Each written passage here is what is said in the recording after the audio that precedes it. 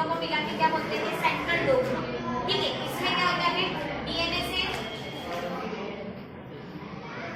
फिर डीएनए से क्या बन रहा है, आरएनए, आरएनए से क्या बनेगा, प्रोटीन। ठीक है, अब प्रोटीन जो होते हैं वो किसके बने हुए होते हैं, अमीनो एसिड के। प्रोटीन किसके बनेंगे, अमीनो एसिड के। और ये अमीनो एसिड का बेसिक स्ट्रक्चर क्या होता है, C NH2 COO negative H और इधर कोई भी RG, यहाँ पर अगर नेगेटिव इधर तो ये, तो बेसिक स्ट्रक्चर तो अमीनो एसिड का ये होता है। और डीएनए के अंदर तो नाइट्रोजनस बेस होते हैं। ठीक है, नाइट्रोजनस बेस क्या होता है, ATGC। ठीक है, शुगर होती है और फॉस्फोरिक एसिड। तो ये तीनों होते हैं। तो यहाँ पर अमीनो एसिड कैसे बन जाता है, तो जेनेटिक कोड में यही बताया गया था कि इन जो नाइट्रोजनस बेस है, शुगर और फॉस्फोरिक एसिड को एक साइड प्रोडक्ट, मतलब क्योंकि एक चेन बनाने का काम करते हैं, उसके अलावा ATGC जो नाइट्रोजनस बेस है, अमीनो एसिड के जो नाइट्रोजनस बेस है, इनसे हमको क्या बनाना है, अमीनो एसिड, और अमीनो एसिड से प्रोटीन बनाना है। तो ये वाला जो आपका क्या बनेगा, कंसेप्ट रहेगा वो जेनेटिक कोड। जेनेटिक मतलब से डीएनए से रिलेटेड जो बात कर रहे हो, कोड मतलब कुछ एक स्पेसिफिक कुछ कोड्स थे जिनके बेसिस पे आप क्या बना रहे हैं, प्रोटीन बना रहे थे। ठीक है, तो अब हमारे पास 20 नेचुरल अमीनो एसिड्स कितने होते हैं, 20।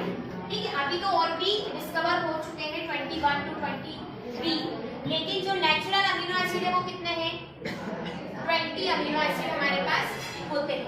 20 अमीनो एसिड होते हैं, लेकिन नाइट्रोजनस बेस आपके पास कितने हैं, ATGC कितने हुए, 4। अब इन 4 से आपको 20 अमीनो एसिड बनाना है, तो वो तो नहीं बनने वाले, क्योंकि अगर हर एक अमीनो एसिड बनाता है तो कितने अमीनो एसिड बनेंगे, 4 ही बनेंगे, 4 से 4। लेकिन फिर हमने क्या करा, 2-2 का क्या करो, 2-2 का ग्रुप बना। कि फिर साइंटिस्ट ने सोचा कि अगर 2-2 का ग्रुप बनाते हैं तो 4 का ग्रुप बन जाएगा, तो 4 का स्क्वायर हो जाएगा। ठीक है, तो कितने कॉम्बिनेशन बन जाएंगे, 16 कॉम्बिनेशन। ये 16 कॉम्बिनेशन ये तो 20 अमीनो एसिड को कंप्लीट नहीं कर पा रहे।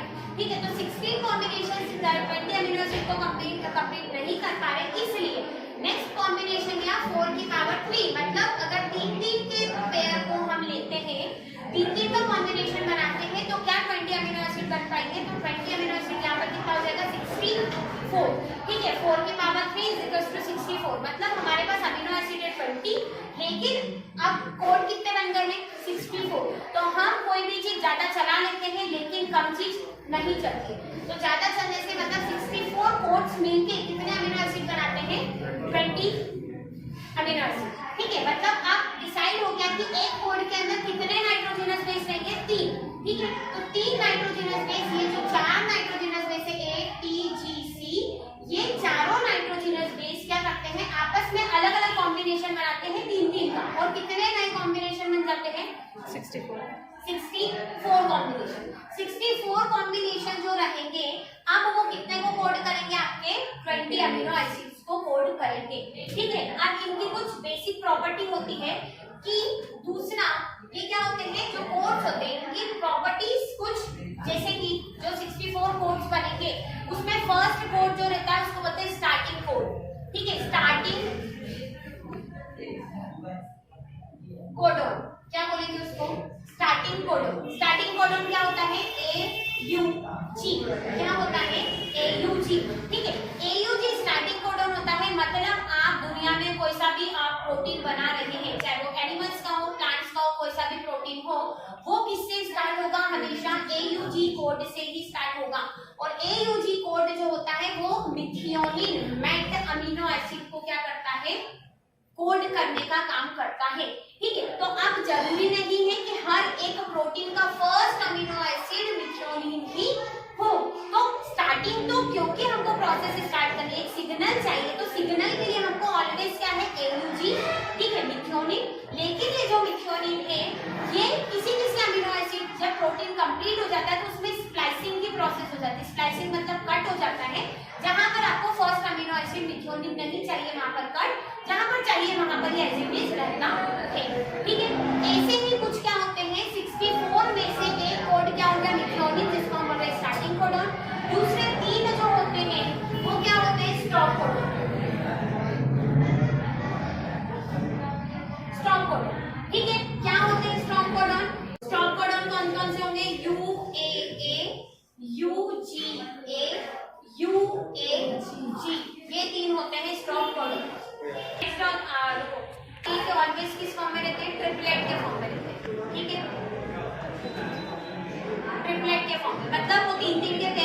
चल रहे हैं, ठीक है। तो ट्रिपलेट के फॉर्म में रहते हैं, उसकी प्रॉपर्टी दूसरी एक नई प्रॉपर्टी होती है कॉमालेस। कॉमालेस मतलब ये जो तीन तीन का ग्रुप बना हुआ है, इनके बीच में कभी भी कॉमा नहीं आता है। तो जो जेनेटिक कोडॉन्स होते हैं वो क्या होते हैं, कॉमालेस होते हैं, यूनिवर्सल होते हैं, ट्रिपलेट के फॉर्म में होते हैं, स्टार्टिंग होता है और एंड होता है, ठीक है। नेक्स्ट, अगर इसकी टेबल हम बनाते हैं तो वो किससे बनती है, UCAG, ठीक है।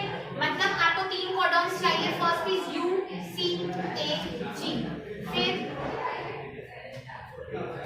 फिर यहाँ से फिर से तीन UCAG, ठीक है। और इसमें फिर UCAG, आपका फर्स्ट रहेगा U, ठीक है। तो फर्स्ट यहाँ से अगर आप काउंट करते तो फर्स्ट एंड फर्स्ट, तो U, फिर फर्स्ट सेकंड एंड सेकंड, ठीक है। तो यहाँ पर बनेगा UC, UA, UG।